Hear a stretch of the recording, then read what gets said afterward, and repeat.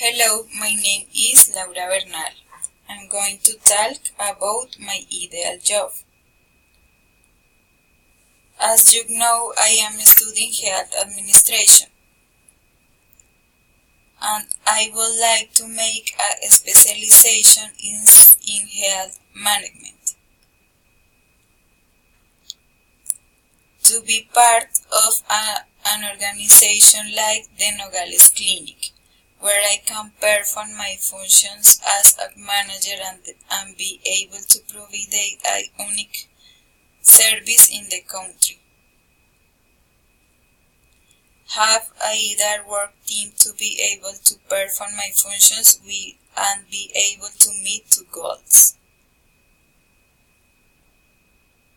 I would like to have a salary of 5 million pesos a month with everything that the law requires.